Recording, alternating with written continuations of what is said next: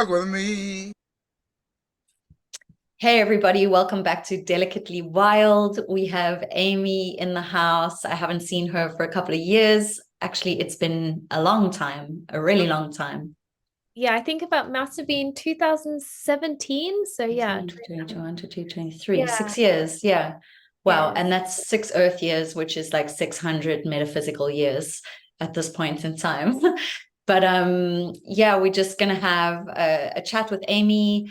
Kind of how I like to begin the show is to just chat about your personal spiritual awakening and or how you got to find me. It's always a nice segue into the mushroom conversation. But again, this chat and this podcast is really about laying it all bare. What are people going through? What have they been going through? How has their light work been? How has their shadow work been? What is what are the big things in their life that they wish to share in terms of their spiritual awakening and or slash all the same thing, their human experience, like what is close to your heart. So, feel free to start at any point you wish. Welcome, Amy. Well, thank you. Thank you for having me. And I'm really excited to be on this journey with you because, of course, I'm going to your wonderful Austrian Sacred Ancestors retreat, which I'm super excited about. I feel it's going to be a transformative experience. So that's Yes. wonderful. So, if I start with how I met you and how I actually can't remember. I don't know how we got into contact years ago Yeah. because I found you somehow, and I'm not sure if you read my file, so to speak, that I sent to you before about the Sacred Ancestors Retreat, but I actually have huge holes in my memory, which is an issue. So I can't remember how we met, but I've my how to what to say. I mean, I've always felt for myself that there's got to be a bigger purpose to be on this planet, and I say that because I've and this is bearing it all, I suppose. I've really struggled with depression and almost in like why we, like if there's got to be a reason to be here, and that depression has come about from, well, I mean, just I've actually had a great life. If I look compared to others, I've been very privileged, and therefore that sort of feeling of like sadness and discomfort, I haven't been able to. It feels like I'm just what sorry, I'm losing my words here. I feel like I haven't been allowed to be sad because technically, compared to others, I've had a wonderful upbringing, but it has felt that way. And so I suppose in particular, a catalyst for me, particularly on a more spiritual sense of spiritual development or trying to understand my purpose here on this planet, has been as a result of what is both a great gift but has equally been a source of great distress for me. And you might remember, but from the past of from a traumatic experience, coming up with an eating disorder, which ended up with binge eating and bulimia and going into a clinic, and like this was about 2012. And so this was something that only really happened in my 20s, like never in my sort of teenage years did this happen. And so that's why I really started turning towards plants, in particular, and I discovered them in Panama, and I actually sold magic mushrooms in my 22, 23. I had no idea what I was doing, but Really? really, that's how I came to discover them. I was in Panama. I used to run a raw vegan restaurant in the middle of the jungle, in the middle of nowhere. And as I was waiting for the sale to go through, I was dating this American guy at the time. Terrible man. And Bless his soul. For all the lessons bless his soul, yeah, bless for all his the soul. lessons he taught you. Yeah. Absolutely. And I took mushrooms with him for the first time, and I was like, this is amazing. And I was waiting through I'm going off on a total tangent, I suppose. It's okay. This is the whole point. It's delicately wild. It's delicately wild. Please keep going. Please keep going. Okay. So whilst I was waiting for this restaurant in the jungle, like literally on stilts, which unfortunately I still own. If anyone wants to buy a restaurant in Panama on a hill, there we go. Sale. Price is really good now. And is there good foot traffic? That yes, no. Okay. Good if you're a surfer, and that was the problem. But anyway, It was an experience. There's like sloths in the trees and parrots. It's beautiful, but Wow. yeah, that's a whole other world. But long We'll story. pop those details down. Don't worry. Don't worry. So anyway, I just love these mushrooms, and at the time I had no idea of, like, now I understand, and they're so sacred, and they're just medicine from just the earth and Gaia, and makes me tearful thinking about it. But at the time I thought, oh, this is just a bit of fun. And I ended up meeting this chap called Adrian, who was the mushroom dealer on the islands. And he was going back to the States, to California, to do to cut weed or pick weed, because they were earned really well. And so I went to his house, and he said, do you want to buy all my mushrooms off me and sell them on? And I'm like, okay. And that's what I did. And he had this pet monkey. And as soon as the mushrooms came out of the drawers, the monkey would just go wild because he just loved the smell. So I just remember sitting on this hammock on some Caribbean island, and like a monkey pulling at my necklace whilst I'm trying to like buy mushrooms to sell. Wow. So that was then. And but incidentally, trying to get to where I'm going with it is that because of those eating issues and the depression that came along with it, and the lack of confidence and all these things, that's where I feel like my path has been in that plant medicine world, because I've wanted to understand why I do this to myself, and what is the reason, why do I continue to do this act. And so there's been that aspect, but also my brother, who I'm very close with, he's a devotee of a living master as well. And so there is sort of it's been trying to find the right path, and even saying that feels wrong, because I suppose there is no right, and every path leads to the same. I hear myself say it, but it's the one that seats better, that sits better within me. Yes, because I mean, there's so many creation stories, right? And each path is a creation story through a master's experience, written down and transcribed and diluted and convoluted and perceived through the eyes of others throughout history, right? Thousands and thousands of years. So yes, and none are incorrect. They're all going to bring you to ultimately the same teachings of frequency, energy, and love, right? But how to achieve this. And this is what's interesting about our timeline now, is that although that comment and statement is true, that all of the teachings are beneficial, so that is a truth, right? But in the now moment, as we move through this ascension cycle in a much more, there's a word I'm looking for, in a much more pressurized manner, based on what is evolving on the planet in terms of agendas playing out, it seems to be that there's less and less leeway for us to be picking a truth that is not quite true. Because what is true? Who dictates what is the truth? Is it through the eyes of the beholder? In the big creation story, and particularly on Earth, a polarity construct, we've got right and wrong, but each of them are going to teach you lessons, right? So how do we come into this integrated path to the ultimate truth, right? And it's really terrifying being a spiritual teacher, not so much practitioner, but teacher at this point in time, because it's like, the witch trials again. It's like, dare you give a wrong teaching? And excuse me, just give me a sec.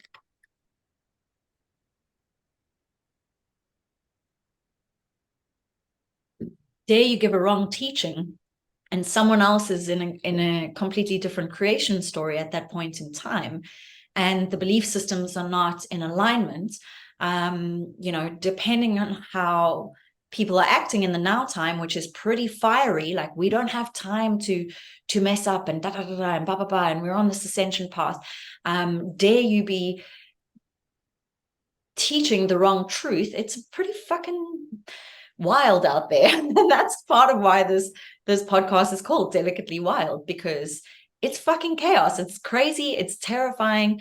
Thank God I'm out of shadow work at the moment. But the first 6 months of this year, I was in deep shadow work where I was like, I don't want to know about teaching. I don't want to teach anybody. I'm going to a far off place where nobody will know me. Nobody will receive a teaching.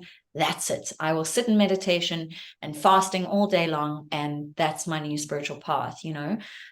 So yeah, it is a crazy space in terms of discerning what teachings are out there. And on this topic, it's like, what is the Azurite Temple about? Because for me, I'm like, oof, guys, please come on to the Azurite Temple. Why? Because I'm passionate about it. 2, inevitably, you're going to move through some transformation and growth. But 3, and this is the disclaimer here, 3, at my current station of identity, in my soul's evolution, in my creation story at this point in time, in no time and zero time, I am in full belief that the teachings that I am aligned to are the ultimate truth. Mm-hmm. I think that's the first time I've stated that publicly, kind of vibe, as direct as that, you know, because often I can say, you know, I can soften it, but you know, and then with that statement comes this you know, the following statement or a follow-up statement of going, we don't have time. But that's also a bullshit story, because we're ever evolving in creation, and that's it. You know, we could be hit by a meteor in 3 years' time, and bam, done, boom, we cycle through again. No. But yeah, so it's tough to be on the spiritual path in these times. And bringing up the mushrooms again, or plant medicine, I was speaking to one of our other souls, one of other pillars of light that are on the group. It's really intense for me now to serve psychedelics, that which opens you up so much and in such a beautiful way, that has so many teachings, that is so profound, that has been such a master teacher to me, for the souls that I've worked with. I've learned so much. There's so much mastery I've gained from this particular little woodland friend of ours. However, in the now time, with the understanding from a claircognizant perspective, that which I know, just I may not be able to prove it, other than through others, it's a pretty wild galactic space that we're in right now. And you better have a very, very, very good team of shaman assisting, you know. So yeah, it's a delicately wild space. No, and I mean, I commend you, I admire you, and also I feel that it's very brave what you do. I mean, I'm talking obviously about the psychedelics at that moment, because of course we know, you know, it's brave, and particularly South Africa, there are kind of the bigger problems to deal than that. In Europe, it's and I recognize, it's you place trust in those who, as those who come to you place in you and your group. But yeah, it's so I what's the word? I concur. You know, yeah, but I just feel like it's you're calling for this, you know, those potential, hold on, Amy, that potential. Hold on one second, Amy. I'm not sure if it's your internet or my internet that's unstable. I hope it's not mine. I am in the middle of resume. Hey guys, carry on. Sorry, I interrupted you there. Yeah, I just wanted to say that, yeah, I recognize and I really admire that path and the strength within you to carry on doing that despite all those worries. Oh, okay, there's me using my word worry, but not yours. Yeah, thank you. But also with regard to what you said earlier, about the spiritual path, whatever way you look at it, it's interesting for me in the last few months, because I was, until literally 6 weeks ago, I was going in a completely different way, and the only way I can describe it is as 3D. As you imagine, I'm from a farming family, and I decided I was living in France, and I realized that still I wasn't really going anywhere and doing anything, and I'm too afraid to follow my dreams, so to speak. And so I went back to do a master's degree in land management, so becoming a land manager in the UK, which is all very serious. And then I won't go into the finer details, but just, and it was just, and for the last 10 months, I've had a contract signed. I was meant to start a role next week. Okay. And 2 weeks ago, I just wrote them an email and said, I can't do it. And I didn't say that, obviously. Yeah. But in my head, I was like, I can't do it. And it was amazing because I went to a darshan. So with this wonderful one, I can only describe him as a being, Paramahansa Vishwananda, who I'm not sure if you've heard of him. Yes. Yeah. So my brother is a devotee of him, and I, even as I say my brother and not me. It's not quite my path. Yes. But what I love about his messages, as you know, these other living masters, ascended masters. I mean, it's all the same message inherently, but somehow he combines the West and the East, because he's from Mauritius, so he kind of understands the Western way, but with the traditional Hindu way. So how with Amma will hug you, and you will get her benediction and her blessing that way. But Paramahansa Vishwananda, his darshan is through the eyes, where they say he literally sort of looks through, sees through to your soul. And about 3 weeks ago, I was in London. He'd come to do a darshan, and he's got such a big following these days, that I don't often get to have much verbal communication with him, but thanks to being Gabriel's sister, and my Gabriel being a strong devotee, my brother, I'm remembered. And my mother was behind me in the darshan queue, and he said to my mum, "How's your daughter?" And she was like, "Well, not that good, really. She doesn't know what something's happened." And he just said, tell her to follow her heart. And it just, and like what I was trying to, and I'm sort of therefore linking the heart with the spiritual and the what's important. And I know what you're talking about and expressing is like on a much higher level than I'm obviously aware of, or anything like that. I get that. And like, but I feel that I have to take it by what's the word? Take it by the horns, so to speak. And that's what's important in this lifetime, in this all lifetimes, I guess. But as you say, like there are so many terrible things happening on the planet. Well, I feel that they are a lot of things, and especially in plant ceremonies, I've seen them, and which led to a Great Depression for a year, like 6 months to a year, a few years ago, when I saw all this stuff that is now more and more coming out. And like the evil is so large that it's just mind-boggling, and it's everywhere, and it's up to us. It's only by taking a stand to change that. And I understand that starts with changing oneself before you can really help to, well, for me, I feel that because otherwise one's so locked into one's own stress, how can you really be of great service out there into the world?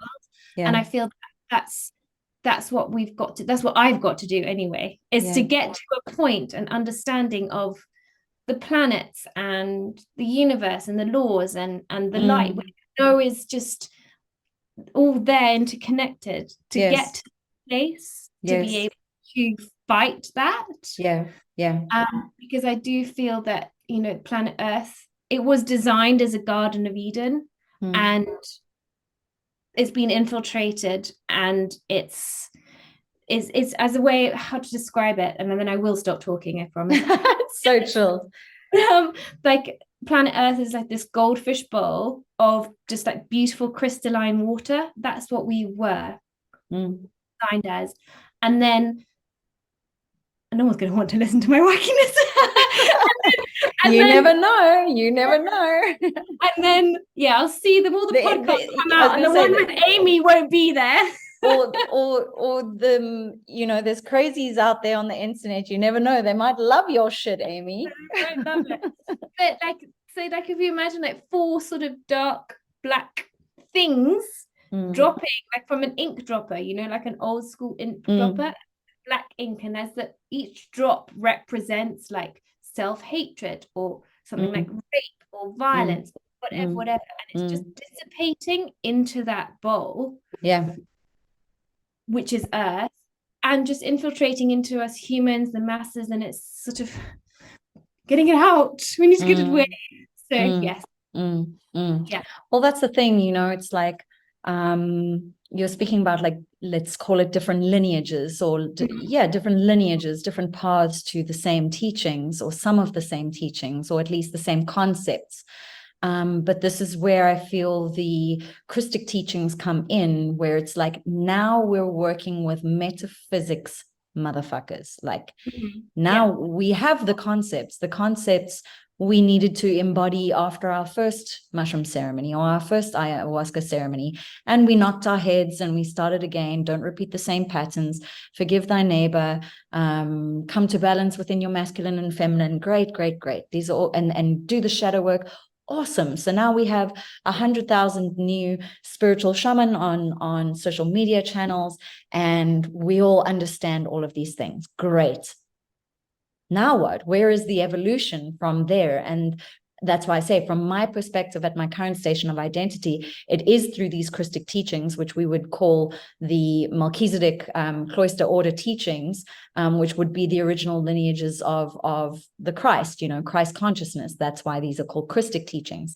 And when we're looking at that, we're actually looking at metaphysical mechanics. We're looking at the mechanisms to ascension. How are we correcting spin rates of our macabre field? How, you know, what degree is our spin rate turning? Is it turning in accordance to an AI infiltrated black ink dropper program, or is it in alignment to that which is organic and Krystic? Because, like you say, that black ink dropper has been feeding off of the system for way too long, and now we're sucking it up to come back to that crystalline state, which was the original blueprint. So that's what these teachings are about. And there's only from my perspective, there's only so far that you can go with regards to your, how do I want to say this? With regards to your,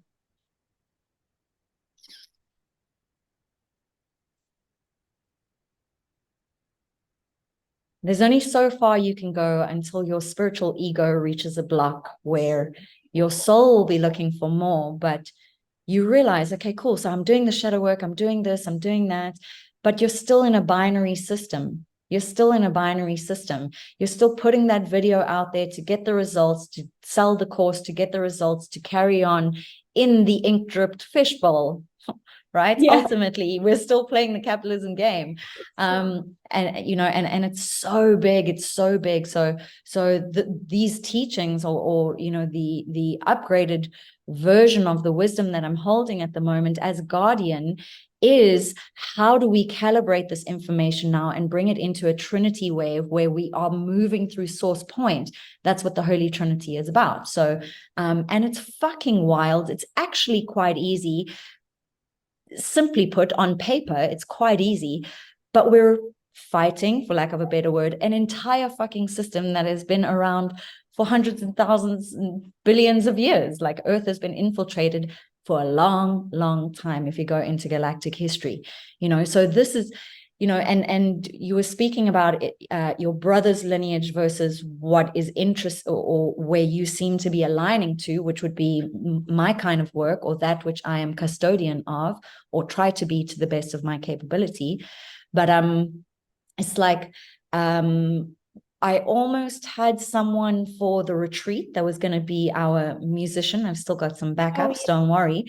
But you know, yesterday I did a lot of grid work, and I dropped in and asked, is he coming? And I got a no. And I knew why. I know exactly why. Because when people meet me, because I met him at a festival, right? He was one of the musicians there, amazing guy, kirtan, and like, you know, beautiful stage presence, all of this would have been amazing. But when you come into my space or the container that I create, you better get ready to have all belief systems completely dissolve, because I'm working at another level. And that level is not, it's not like an open publicized thing, particularly how I work, number one. Number two, because it holds a frequency, it is not accessed by many, because the frequency has to match in order for that person to retrieve the information. So all that I am to that person at the festival is another spiritual person at another spiritual festival.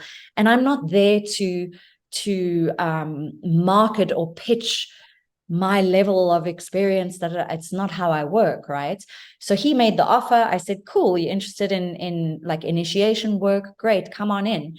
And then yesterday I was like, but before you come in, here's the website link to my free trainings. Everything has to be understood from the aspect of consent. You know, if you're going to be learning from me, this is where I'm at. So have a look at the free trainings.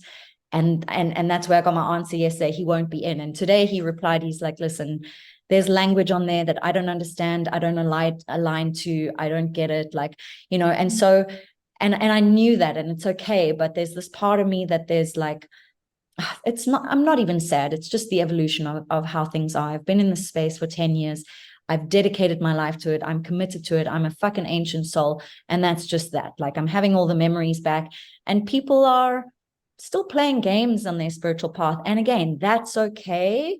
I think maybe, are we running out of time? Aren't we? It doesn't matter, because the agenda will come back into people's faces, where they'll start to ask those existential questions again, you know. And essentially, I'm just going to say it, guys, because you do, you know, because you go out there and do every summer 6 tantra festivals and tantra retreats, it doesn't mean you're on the ascension path. There, I said it, you know. So yeah, it's super interesting. And ultimately, I've always been one who is going to poke the bear. That's what I do. That my job is to trigger. So if you go away and you don't come to the ceremony, but you're like, wow, let me just have a little peek here on the training platform. Like, this is like, I've never heard of any of these things, you know. So again, it's moving out of the conceptualized psycho-spiritual belief systems that we have around what we think spirituality is and looks like, and what we think our ascension process is and looks like, and actually coming into the mechanisms and the dynamics of how this works. And ultimately, it's about sovereignty. If you do not feel free and sovereign, then we got a way to go. No, I agree with you, and I hear you. And there's one thing I want, you know, I'm one of those that has been guilty of not taking responsibility for my spiritual evolution, in the sense that I've been, you know, England is an interesting place, with like a classes system and all sorts of things, and going to boarding school. There's all these layers of things, of where you think you should be and what you should be doing. And I've always, and not that I've ever achieved any of that, but the point I'm trying to make is that I haven't taken a full step into either realm, like the realm of, you know, being, you know, what would have been acceptable from my traditional family view. I mean, luckily met my mother, you know, she's totally wacky. Like, I've been lucky enough to, she's in the next room, been lucky enough to have her as like my guide for that. So, you know, courses in exopolitics, you know, everything is there. It's not, that's why I believe so much, and I'm open to anything really. So what I'm trying to say is I've been guilty of not taking it seriously, and I think that's what this last year has shown. But the last year of being at this university and not doing what I know I need to do has made me so unhappy. So, of course, not choosing the spiritual way, so to speak. And I don't even want to use that word spiritual. Yes, I know. You know what I mean? Not choosing that the heart's way. The heart's way. Like, as you say, the light, the pillar of light, whatever, you know, the light warrior way is to choose the other. And so it's in this last month period where I've just had to go, like, you know, you're not getting any younger. You can't keep putting it off. Like, what are you putting it off for? Yes.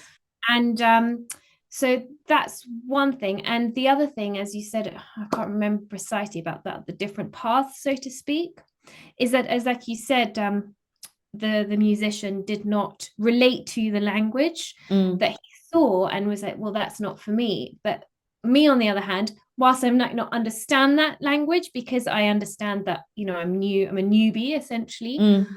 It's you're drawn to it. I'm drawn to it. I'm like absolutely drawn to like the words Krystic and AZURITE and all these sort of anchors. And I just see it as like this sort of Atlantis style light. Sort of, it's sort of crystals and light and shining, and I'm being very visual with that, but it's that sort of good language. It's ancient language. That's what it is. It's correct. This sort of ancient language that's correct. And that language anchors the frequency, and the frequency anchors the light. And so, you know, I there's oftentimes I'm in actually a really fun space in my earth experience at the moment. Like I said, first 6 months of this year, not a fuck. Like, just let me just knock me over the head and bury me. I'm done. I'm out. Next time there's a place in Panama you can go to. God, yeah, like, but you know, I kind of actually thought of doing a video today of like, be careful of how much fire energy you have after a bit of a dark night, because like when that fucking dark night shifts and everything shifts and you're like back in your power, it's just as crazy, because you are just moving and you there's so much protein moving through you and there's so much light moving through you that it's like also wildly overwhelming. Why did I mention this? Hold on. Oh, yes. And it's like each and everything that I create, you know, whether people come to it or not. So sometimes I can be like, oh my gosh, what if no one comes to this? Because the frequency is in a different frequency range. So for example's sake, the way that I think is like, well, let's say I'm in a category of people, and please guys, don't get triggered here. I understand it's all one, there's no separation, but we're still in this experience, right? So let's say there's this category of people at a certain level of consciousness that I would fall into. Inevitably, there are those around the planet. So we go to these courses and we're already at this base understanding of what this is all about. We've done our research, we've done our work, we've chosen the path, so to speak. And so we enter into course spaces where the groundwork doesn't need to quite be covered for us. We just step in and we're understanding this quantum physics space in quite a fluid way. And if not, we'll catch up within the course. However, with me, there are a lot of people within my space that I've already that I've brought through their initial awakening stages. So from asleep, nondescript character, to awake, and then obviously those that have moved through awakening through whatever coursework with me or ceremonies with me, but still keep diving and dipping and playing in 3D reality and back and forth. And it's just and again, there's nothing wrong with that. That is majority of people, because how can we just dive fully in and step out of the matrix and all of that?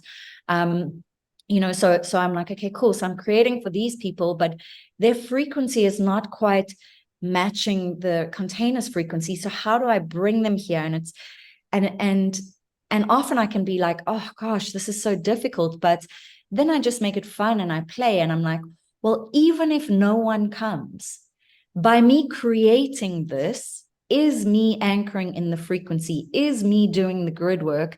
And I'm a master, right, in many things, not all things, but I'll make it in another way in terms of my 3D life. So that's how I view things. I'm just in full play at the moment, like full on play.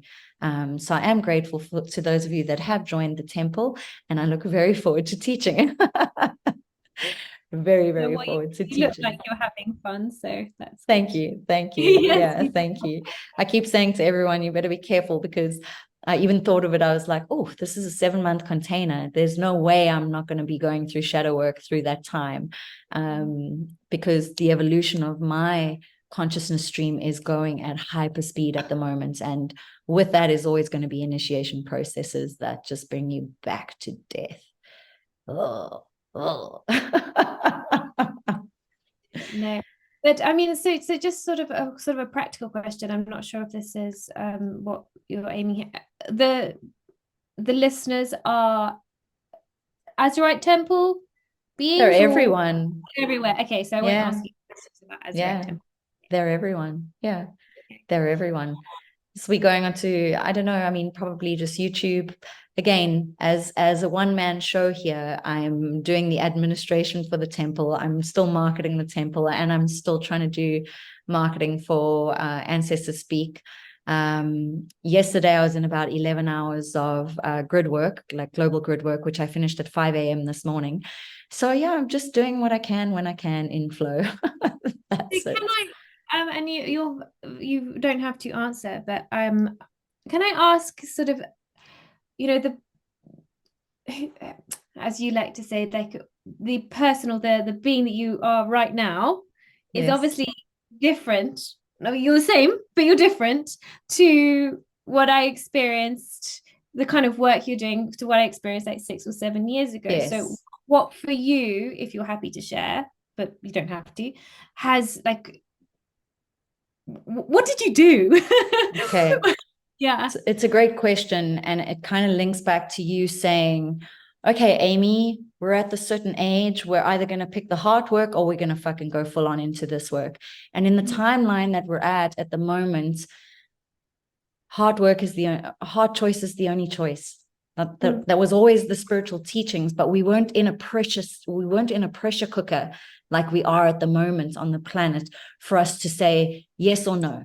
Are you in or are you out? And that's, you mentioned the word responsibility. I didn't take enough responsibility and accountability for my spiritual path because you didn't have the pressure. You didn't need to, but we're in a completely different space at the moment. And so to answer that question, of course, the whole COVID agenda thing, 2020, would have catapulted that ginormously. The ending of my marriage with my ex-husband would have also catapulted that enormously. That was big fucking teachings for me. And I feel like in terms of how I began this work was very much the brave soul that said she could and went out to prove to others that you could, right? And so essentially what I've noticed, if I look back upon my path, is that at any point in time, I'm just experimenting with the universal laws. But what needs to happen at that point in time in the experimentation is we need to look at something and go, am I actually abiding by this law, or am I fooling myself in believing that I'm abiding to this law? So in essence, we're looking at cognitive dissonance, which would have been a major and big theme during the time of COVID, right? That was the dis-ease on the planet, and still is. It's cognitive dissonance. We say these things, but we don't act in accordance with these things. We say this, but then we comply. We say this, but then we acquiesce. And then we say we're free, but we're not actually free. And so this is the whole thing of like, and this is what the temple is about. The temple space is we're going to be really looking.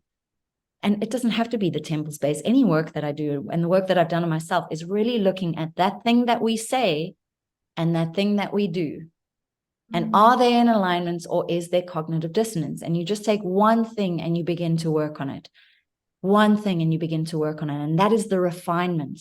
And the refinement is like the philosopher's stone. That is the alchemization. That is becoming the Merlin. That is the alchemy, is constant refinement, calling yourself out on your own bullshit. Yeah, I need to do a bit of that. Well, you've come to the right place, babes. Yeah, no, it's interesting because I've just sort of been in a relationship, call it that. Gosh, I hope you know. It's interesting because like we met in South Africa this year, and he chose me. That's how it feels like. He decided within 24 hours that and me from a place of fear of at 35 still being single, no, you know, all that sort of 3D stuff. I get it, but it's still important to me, you know. Yes. Like I don't want to for the rest of my life just be me. Yes. Well, I want to be me, but with me and another. Yes. And so I realized that I have been in this place of fear holding on to this, even though it has not been making me happy. And what's interesting about the dynamic is he's slightly older than me, and it has sort of energetically evolved into one of father-daughter. And he is very much into into is the wrong word, and he doesn't use the same language as you, but he understands all these laws and these things like that. But for me, he's just been a great trigger's the wrong word, I want to say, like catalyst. Mirror. Yeah, a mirror, but also like a catalyst for change, because it's, you know, he's just been caught, and you know, with love, I want to say he's been calling me out on all my bullshit. And I realize that there's a lot and that's what has drawn me so much to this AZURITE Temple container that you're creating, is because, you know, as you know and understand, and you know, I love plants, and my family of farmers, and you know, I live on the land, and I've just done a degree in land, and I'm writing a dissertation about food sovereignty. Yes, so, amazing. So I'm actually going to South Africa to do that later in the year, to food sovereignty. That's something I'm quite passionate about. And beautiful. We actually might have you do a little session for us in the AZURITE Temple. Oh, goodness. Okay. Well, I'm learning about it at the same time. So at the end. Okay. And so, but anyway, that's a whole other topic, which I find really like fascinating. Just the way that the land, anyway, I will not talk about that now, but yes. Yeah. And now I've completely gone off topic, but yeah, he was calling you out on your bullshit, and that's what out on my bullshit. And so whilst I'm, you know, passionate about plants and every now and again I've gone and done these like 3 or 4 day retreats, and as you say, like I've learned so much, but have I implemented it in my day-to-day existence? And I think, and the answer is no, I haven't. Like I've understood so much about the earth, the planet, the other things, the good, the bad, myself, the light, the angels, the fairies, the pixies, wonderful, all love. But I then come out of it, and then I go, oh, okay, well, back to, you know, correct. And so that's when I've just realized that I've got to do something that is more that like concrete, embodied, embodied, but is a continuous sort of it's guidance, it's like a course. I don't want to use the word course, but it's it's a container. It's a container, and you're held, I suppose. Yes. As opposed to coming at the end and going, right, okay, cool, I learned some stuff, and I'm going to eat some healthy food today, but tomorrow I'll eat loads of chocolate. and then go tell all your friends you've done a shamanic plant ceremony, you know, and so then the spiritual ego comes in, and it's the same for me, you know. It's like, obviously, yes, my soul path as the medicine woman that I am in terms of genetics, brought me perfectly along the path to the plants, and I'm so grateful. But there comes a time in a medicine woman's reality, or at least in my reality, where I'm like, am I actually a healer? Like, is it just the mushrooms? Like, is it me? Am I just learning about people's psychological states? Am I just a great empath?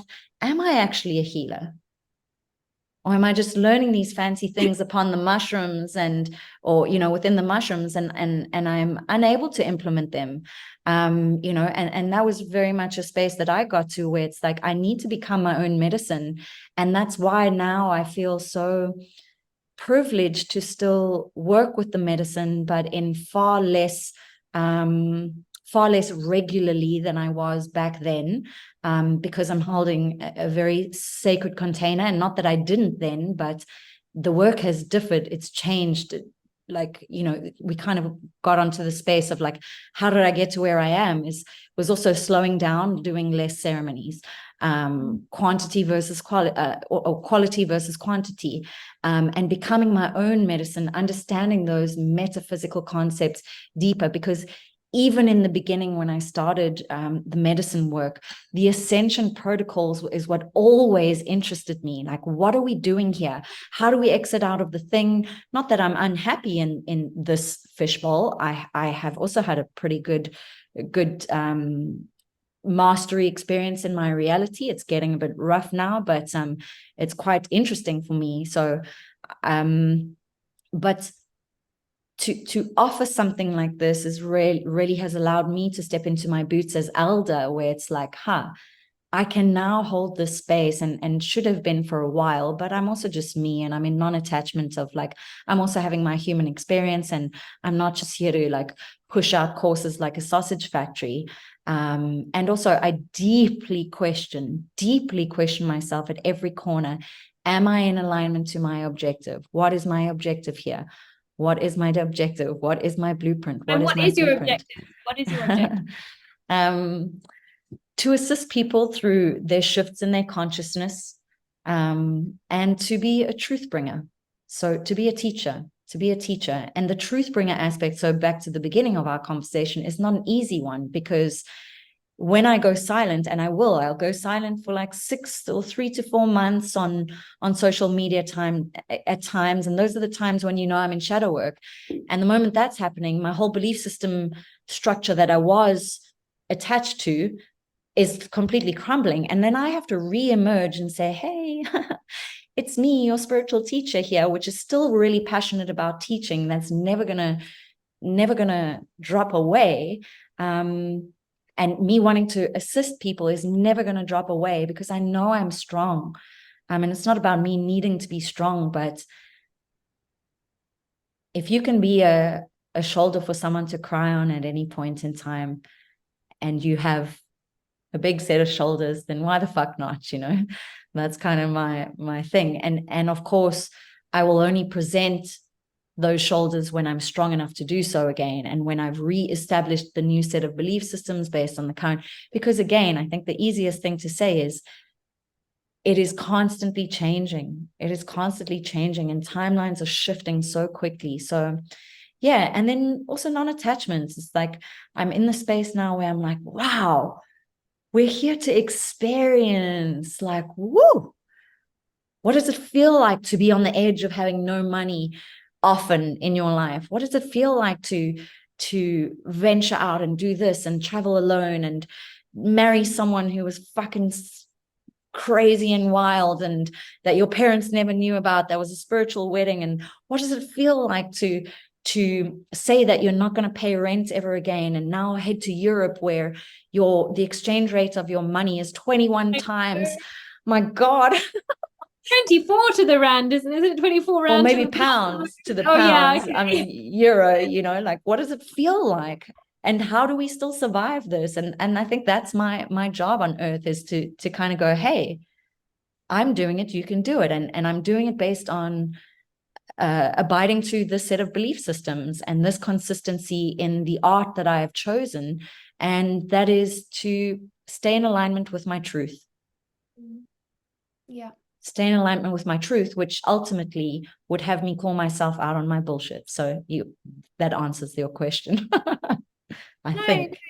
It's fascinating, and it's really like, I don't want to use the word admirable, because it sounds so like, good job, sir. That was an admirable. That's not top of the morning to you. Yeah, exactly. Admiral just sounds like admiralty and tricorn Yes. hat. Yes. Yeah. So I mean, it's really inspiring. That's what Yeah. Yeah. and I have said that a few times actually to my mom. I was like, just where, because obviously she knows you, and I remember you went Yes. to swam in the lake. Where did you, at the top of, yeah. Yeah. Yeah. And Yeah. I was like, oh, Brigitte is just doing such amazing things right now. It's so inspiring, and I say that like with utter love, and like, and in a way that I just feel just like thank you, and I Yeah. say thank you because, you know, as you say, if you can do it, then Yes. I can too. Yes. I mean, I hope I'm allowed to say that. I'm just feel like, if, Of course you're allowed yeah, to say that. not Yeah. like if you can do it, but what I mean is someone is doing it, so why Yeah. can't I do it? Yeah. You know. So, And you know, at this juncture, I think it's important to say that at no point in time, hold on, let me be wise here. Give me a second. mhm.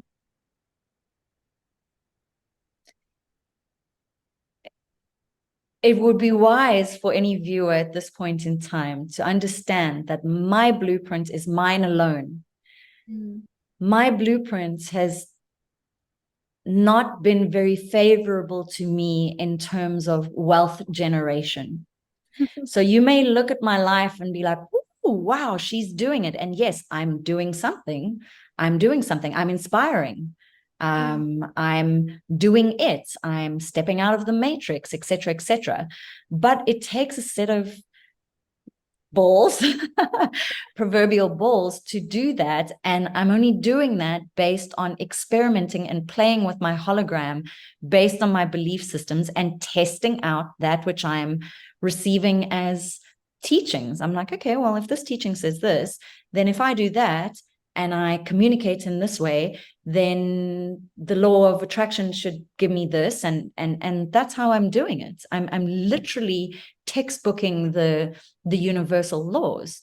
And again, this is what the temple space is about, is like, can we do the things we say, and are we acting on the things we believe? Or are we forever going to be indebted to the system that, you know, takes all of your money, feeds you with shitty food and medication that doesn't help you, and all of these things? And, you know, so it takes a big leap of calculated faith. No, absolutely. I recognize that, and but exactly, and I think what I want to say for that is, it's for me, when what I'm seeing from you, what I hear and understand, is that you're living your life with truth and purpose. Yeah. And that is something that I truly yearn for, this like real sense of purpose in a purpose that matters, you know. Yeah. Not asking some landowner if he would like to change that into a woodland and he'll earn another £150 per acre, you know. Yes. And that is what's so interesting for me. And like, as you're talking about the agenda, for example, like in the UK, and so this is where I bring in the concept of sovereignty and food sovereignty, which I wanted to go into, so this is perfect. I'm glad you're mentioning it. Yeah. So I mean, I'm only really starting to learn these concepts now, despite having just done a year in an agricultural university. But you know, it's so conservative. It's called the Royal Agricultural University. So it's of course, Amy. It's like as close-minded as you can get. And I was just a bit shocked in that whole year there. Regenerative agriculture wasn't mentioned once, which to me is mind-blowing. So I was really disappointed. So guys, don't go to the RAU. Go to Schumacher College in Devon. And and anyway, so now, I mean, especially with the Ukraine war, for example, that Britain doesn't grow enough food for ourselves. And so there's that concept of food security, but food security and food sovereignty is very different. So food security being that there is enough food for people to eat. Doesn't matter about the quality of the food, where it comes from, doesn't matter. It just means you can eat. There's enough. But food sovereignty is really about like giving land back to the people. Correct. And permaculture and food forests, but like that's obviously micro. I mean, obviously there's a bigger global aspect to it. And you know, that's freedom, food freedom, essentially. Correct. And I think why I'm so interested in it is because of my own history of eating, disordered eating, and that sort of disconnect between food and body. But with our food coming from just the land, but in a sustainable way for grower, for the quality of it, all of that. So, you know, it's new. It's a new ground for me, but that is where I'm going to be going in this big research project. I want it to then go into something bigger and bigger and bigger. Really well, I mean, you know, did you say you have a piece of land in France or? No, so this is exciting. So I used to live in France, moved, but that is the plan next year, is to get this land in France with a place to do the kind of things. But here in the UK, yes, we do. I mean, it's not as warm, but we've got the most beautiful woods, and maybe another time we can chat about it. But it's beautiful. It's just, I just want to create some sort of like nature connection, sanctuary, reconnect with oneself. But that's a separate thing. But yeah, in France, that is the plan. It's happening a bit later than it was meant to. Okay, well, you see, this is why the temple space is so powerful, because you know, a certain portion of the funds, and this is my Trinity Wave contribution to the Unity Consciousness Collective, is, even though I've said like working in a nomadic way doesn't often give me financial stability, that I'm used to, old story in my reality. But now I create a 7-month coaching container and I'm like, oh, yes, amazing. I'm going to be safe for 7 months. Then what do? I call myself out on my bullshit. So you just question yourself. So I say to myself, well, did you not feel safe? And then I say, no, I do feel safe. I have received everything that I need. So, okay, cool. Check your own bullshit. Done. So therefore you're safe. Yes, I'm safe. Okay, so could you give some of the money away? Yes, I could. Awesome. Is there affordability to do so after you've looked after yourself? Yes, there is. Great. Now, if you start to market that, it's inevitable that that container could grow, because people will be like, wow, it's going to this project and da da da. The point is, the project is always going to be land. That is what wise souls in this timeline need to be doing. And it's absolutely atrocious that your university wasn't going through things like that. I know, but it just shows the state of Britain. I mean, in the UK, I found it particularly compared to other European countries. But sorry, I interrupted you. Yeah. And you know, so some of the funds are going to a little land project that we have in the Free State. And maybe your food sovereignty project can link into the AZURITE project. Yeah. Wow, maybe, exactly. I mean, the world is our oyster, so to speak. Correct. And that's what with pearls, I don't know. And that's exactly it. That's what I hope the coaching container would do, is create a mycelial system that our creative juices are flowing so much. And I'm bringing in this Trinity wave where we take away the poverty consciousness aspects, the limiting belief, and the old binary system of the way that we do, or that business has been done. And we're like, right, this is what's happening here. And say, for example's sake, next year's AZURITE Temple, we have 70 people on instead of just 30 people on, and half of those people are from the UK. Well, then we can fund your piece of property, you know, and start, you know, that's my vision of this. And it's so powerful, because most of my work through the 10 years that I've been doing it has been the visionary space, the medicine space. But as I've said, my interest has always lay in Ascension techniques. But I think the next phase of my reality is going to really be this focus of this temple work and reclamation of land, like you say, food sovereignty and space sovereignty, land sovereignty. Well, land, land is got to be it, hasn't it? I mean, taking it back, and you know, I've been lucky to grow up in farming families, so I've been lucky to grow up on land, and it's only now that I really recognize how lucky I've been. Yes. And which is why I want to share it. Like here in the Yes. UK, in France, that we haven't got anything, but this is Yes. not my uncle's now. But these beautiful woods, which to me, I've just been so lucky to just walk through my whole life, not thinking anything of it. And then I had friends come and go, oh, wow, that's why I just feel like we've got to reconnect to that, and not just with growing food, but with just Life, everything. life, exactly. And where was I going with that? It was the land, and oh no.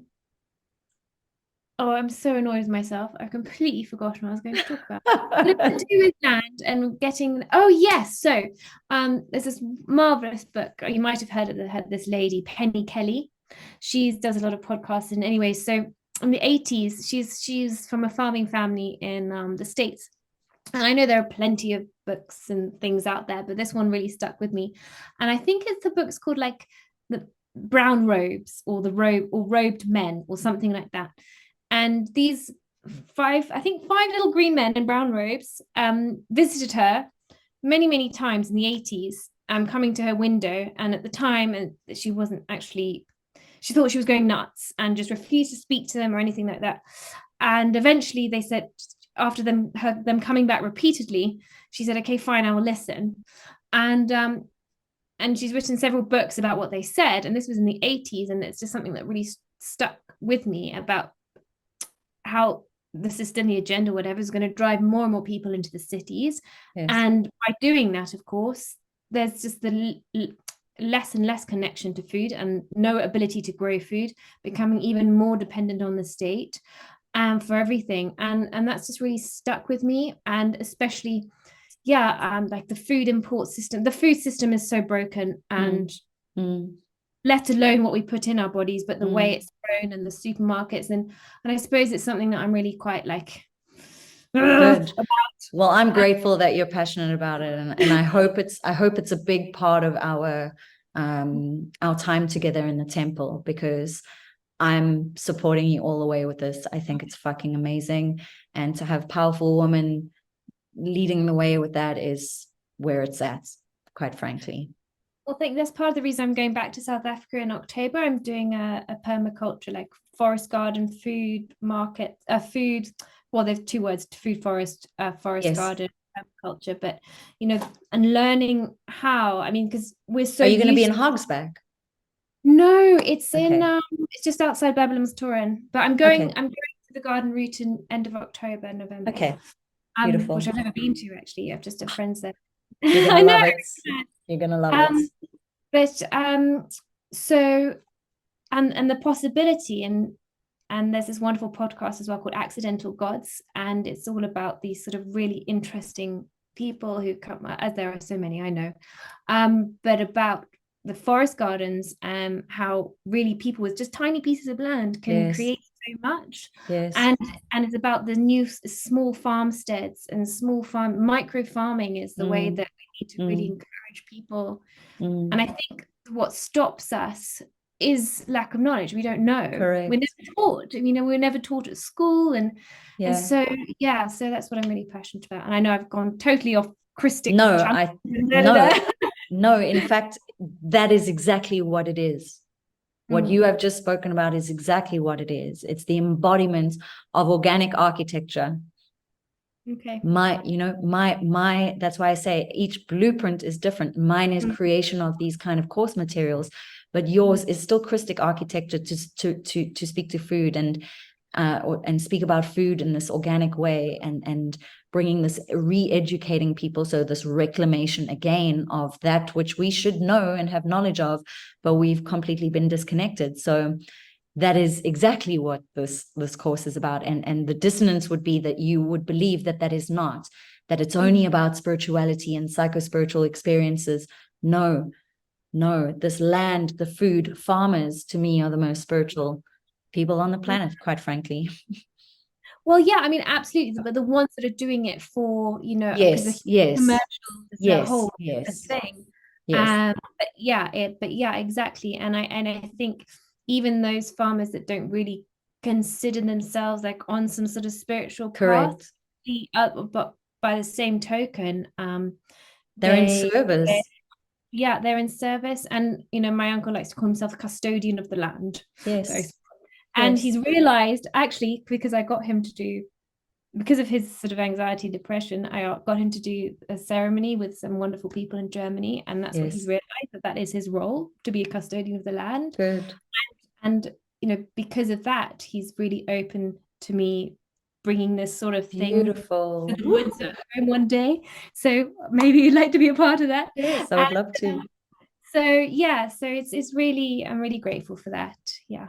This is amazing. I'm so excited to have you. I feel like I'm glad you sent that job a letter saying, I can't do this. And please send your mother my love. And I feel like we are complete. This is amazing. I'm so excited to have you, Amy. Oh, me too. And it's been such a long time. I mean, last time I saw was in Fishhook, and gosh, I was finishing a different university degree, which absolutely got me nowhere too. So yeah, I'm really excited to see you next month. So thanks. Beautiful. Thank you. Thank you everyone for watching. And yes, we'll post the information about the business in Panama. Yes. Beautiful. It's a big deal now. Any last minute sales things you want to say about your Panama business opportunity? Just that it's a tropical paradise. I'd be being dishonest to you if I was trying to get you to buy it. No, unless you're a DIY man and DIY couple and you just want a fixer-upper, I would not. I wouldn't do it. Well, thank you for your honesty. I have no doubt that is going to go a long way with the potential selling of your property or of your place. So let's hold thumbs. Thanks for joining Delicately Wild. I can't wait to have you on the course and see you for Ancestors Speak. I'm sending loads of love. Ciao.